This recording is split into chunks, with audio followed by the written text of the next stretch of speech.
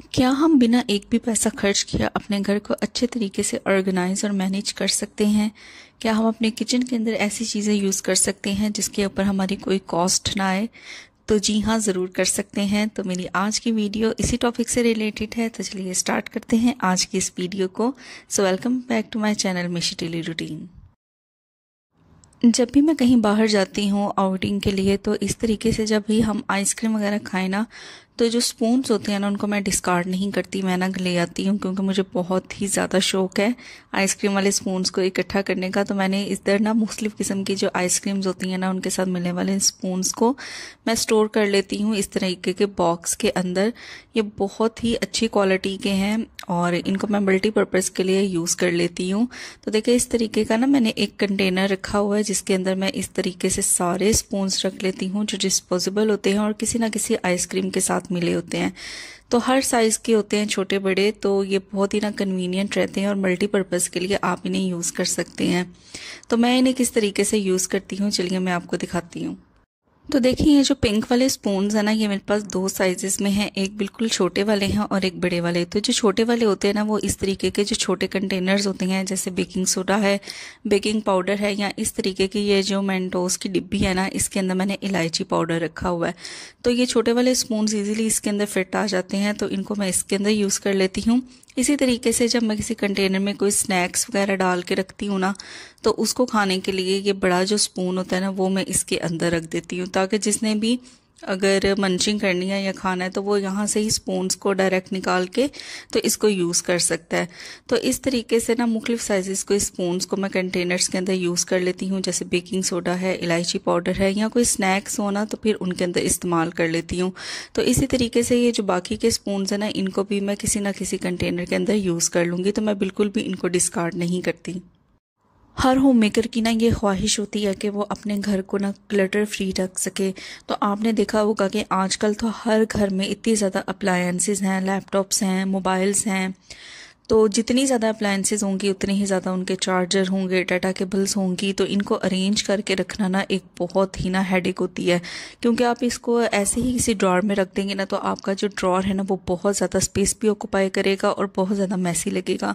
तो यहाँ पे मैं क्या करती हूँ कि इस तरीके से जो मोबाइल के बॉक्सेस होते हैं ना, तो ये आप देख सकते हैं, ये काफ़ी ज़्यादा पुराना बॉक्स है, लेकिन मैं इसको डिस्कार्ड नहीं, वायर्स और डाटा केबल्स वगैरह रखेंगे तो वो भी बहुत ही ना अच्छे तरीके से अरेंज हो जाएंगी। तो ये देखें, जो लोअर केस है ना, यानी जो छोटे वाला केस है, उसके अंदर मैंने चार्जर को फिक्स कर दिया है और साथ ही जो छोटे वाले डाटा केबल्स है ना, वो इसके साथ मैंने अरेंज। अच्छा, बॉक्स के अंदर भी जब हम हैंड्स फ्री को या डाटा केबल्स को रखते हैं ना, तो आपने देखा होगा ये फिर भी आपस में ना उलझती हैं। तो सबसे पहले ना मैंने इसको, जो हैंड्स फ्री है ना, इसको जस्ट ऐसे ही फोल्ड करके मैंने केस के अंदर रखने की ट्राई की थी, लेकिन ये ओपन हो गई थी, जिसकी वजह से कोई फ़ायदा नहीं था कि इसको बॉक्स के अंदर भी मैं अरेंज करके रखती, क्योंकि इसने फिर आपस में उलझ जाना था। तो यहाँ पे ना एक छोटी सी टिप मैं आपको भी दूंगी और मैं भी इसको फॉलो करने लगी हूँ। तो आपने क्या करना है, अच्छे तरीके से ना इसको पहले समेट लेना है और समेटने के बाद आपने यूज़ करने हैं रबर बैंड्स। तो रबर बैंड्स का मैं यूज़ करूँगी और उससे आपकी चाहे जितनी बड़ी डाटा केबल होगी, चाहे हैंड्स फ्री होंगे ना, वो सिमट जाएंगे और अच्छे तरीके से अरेंज हो जाएंगे।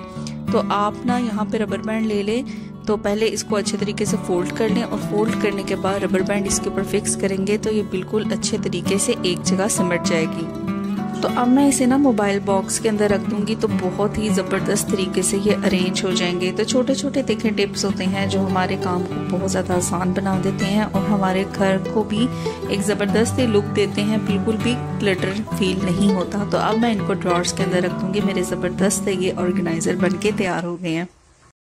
मेरे रूम का ये जो कर्टन है ना, ग्रे कलर का, ये मुझे बहुत ही ज़्यादा पसंद है, लेकिन इसके साथ ना एक मसला ये है कि इसकी जो लेंथ है ना, वो थोड़ी ज़्यादा है। और दूसरा ये कि जब भी मेरा दिल चाहता है कि मैं थोड़ी देर के लिए पर्दे पीछे करूं, दिन की रोशनी जो है वो अंदर आए, तो क्या होता है कि मेरे पास कोई स्टॉपर नहीं है जो जिससे मैं इस पर्दे को ना कवर कर सकूं। तो अनफॉर्चुनेटली ये बिल्कुल इस तरह से आगे हो जाता है, क्योंकि कभी कभी आपको चाहिए होता है कि बहुत ज़्यादा रोशनी भी नहीं आप चाह रहे होते, आप इनको हाफ ओपन करना चाह रहे होते, लेकिन आपके पास कोई टूल नहीं होता। तो यहाँ पे मैं क्या कर रही हूँ कि मैंने ना बैंगल्स ले ली हैं। तो 4 से 5 बैंगल्स ना मैंने इकट्ठी कर ली हैं।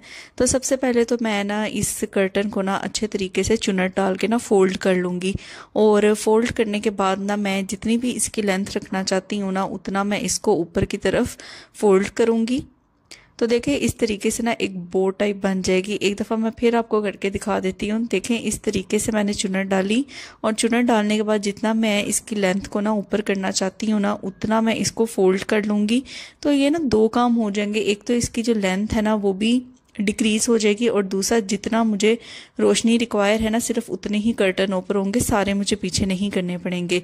तो सिंपली क्या करना है कि जितना मैंने ऊपर की तरफ फोल्ड किया था ना उनको पीछे की तरफ से ना मैंने इन बैंगल्स के अंदर इंसर्ट कर देना है, और आगे की तरफ से ना इस तरह से मैं निकाल लूँगी। उसके बाद ना यहाँ पे मैंने रबर बैंड ले लिया है। तो रबर बैंड जो है ना वो थोड़ा मैं मजबूत वाला लूँगी। जो प्लास्टिक के रबर बैंड होते हैं ना वो आपने यूज़ नहीं करने।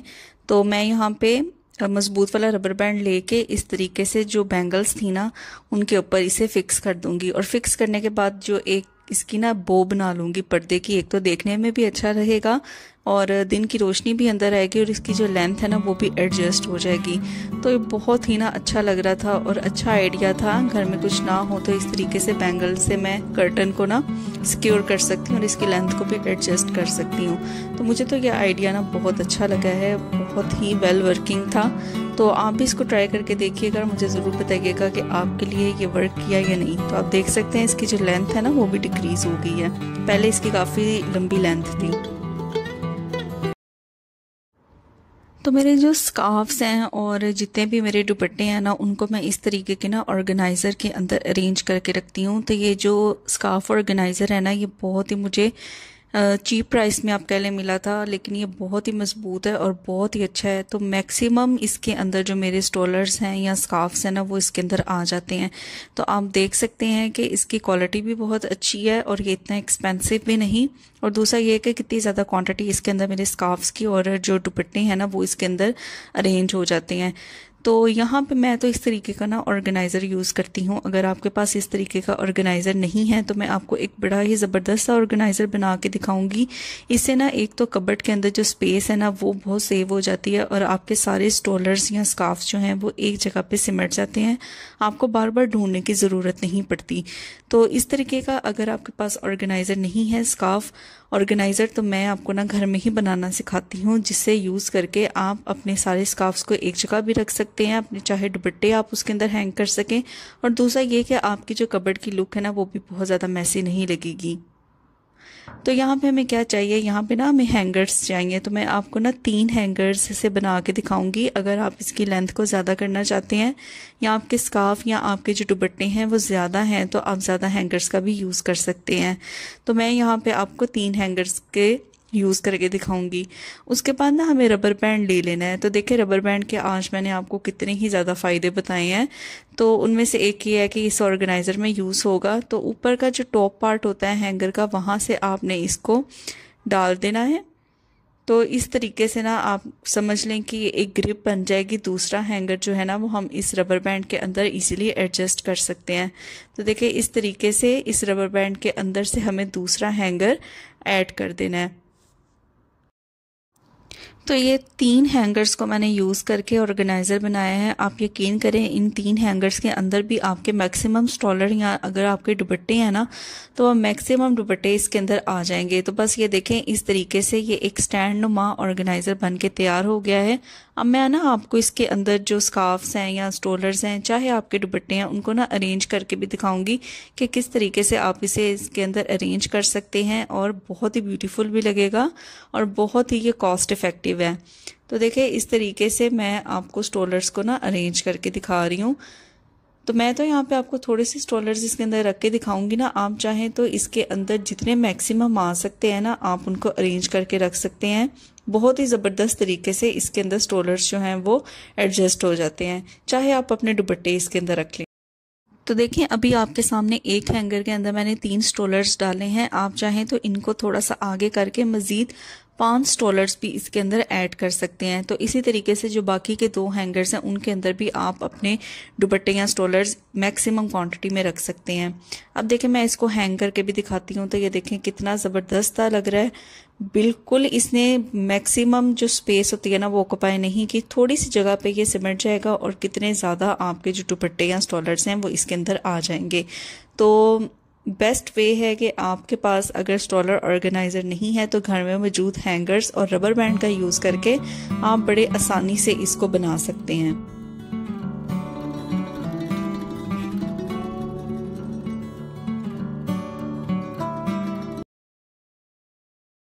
कबर्ड के अंदर हम जब भी कपड़े अरेंज करके रखते हैं तो आपने देखा होगा कि अक्सर साइड पे ना इस तरीके की वर्टिकल स्पेस जो होती है ना वो बच जाती है। तो इस वर्टिकल स्पेस को हम किस तरीके से यूटिलाइज कर सकते हैं, चलिए मैं आपको बताती हूँ। बिल्कुल भी हम अपने कबर्ड की जो स्पेस है इसको ज़ाया नहीं करेंगे, हम इस वर्टिकल स्पेस को भी बड़े अच्छे तरीके से यूज़ करेंगे। तो देखिए मेरे पास ना इस तरीके का जो शॉपिंग बैग है ना वो पड़ा हुआ था। आपको पता है कि जब भी हम मार्केट जाते हैं तो इस तरीके के जो शॉपिंग बैग्स होते हैं वो हमारे पास मौजूद होते हैं और इनकी जो क्वालिटी होती है ना वो भी बड़ी अच्छी होती है, काफ़ी ज़्यादा मजबूत होते हैं। तो सबसे पहले मैं क्या करूँगी कि इसे अच्छे तरीके से ना ओपन कर लूँगी। आप इसे मल्टीपर्पज़ के लिए यूज़ कर सकते हैं, आप इसको एज एन ऑर्गेनाइज़र यूज़ कर सकते हैं। तो मैं इसके अंदर ना रखने लगी हूँ अपने हस्बैंड के अंडरगारमेंट्स। आप चाहें तो इसके अंदर जो सॉक्स होती हैं ना वो भी रख सकते हैं, अपने दुपट्टे वगैरह भी अरेंज करके रख सकते हैं। तो मैं इसे बेसिकली यूज़ करूँगी अंडरगारमेंट्स के लिए। तो सबसे पहले ना अच्छे तरीके से अंडरगारमेंट्स को फोल्ड करके तो मैं इस बैग के अंदर रखती जाऊँगी। बहुत ही कॉस्ट इफेक्टिव और मनी सेविंग आइडिया है, इसके साथ साथ ये स्पेस सेविंग आइडिया भी है। तो देखिए सारे अंडरगारमेंट्स इसके अंदर ना मैंने अरेंज कर दिए हैं। तो चलिए मैं ना अपनी कबर्ड के पास चलती हूँ और आपको दिखाती हूँ कि किस तरीके से जो वर्टिकल स्पेस थी ना वहाँ पे मैं इसे अरेंज करूँगी। तो थोड़ा सा बस आपने क्या करना है कि कपड़ों को ना प्रेस करना है हाथ से, और ये जो मेरा ऑर्गेनाइज़र है ना ये बैग वो मैं इसके अंदर इस तरीके से ना एडजस्ट कर लूँगी। अच्छा, इसे यूज़ करना भी ना बहुत ज़्यादा कन्वीनियंट और आसान रहता है। एक दफ़ा ये एडजस्ट हो जाए ना तो देखें ये एडजस्ट हो गया है। सिंपल जब भी आपको अंडरगारमेंट्स रिक्वायर हैं, आप यूज़ करना चाहते हैं, आपने थोड़ा सा बस इस बैग को बाहर की तरफ निकालना है और इसके अंदर से जो भी आपको अंडरगारमेंट चाहिए वो आप इसके अंदर से यूज़ कर सकते हैं। आप चाहे तो अपनी सॉक्स वगैरह जो है ना वो भी आप इसके अंदर रख सकते हैं, हैंडकरचीफ्स भी रख सकते हैं, रुमाल वगैरह रख सकते हैं, कुछ भी आप रख सकते हैं। बड़ा ही ज़बरदस्त वे है ये वर्टिकल स्पेस को यूटिलाइज करने का। तो ये थी मेरी आज की वीडियो। उम्मीद करती हूँ आपको ये पसंद आई होगी। वीडियो पसंद आई है तो इसको लाइक शेयर और कमेंट ज़रूर करें। चैनल पर नए हैं तो चैनल को ज़रूर सब्सक्राइब करें। अपने फ्रेंड्स एंड फैमिली मेम्बर्स के साथ भी शेयर करें। मिलूंगी आपसे नेक्स्ट वीडियो में। Till then take care, bye bye.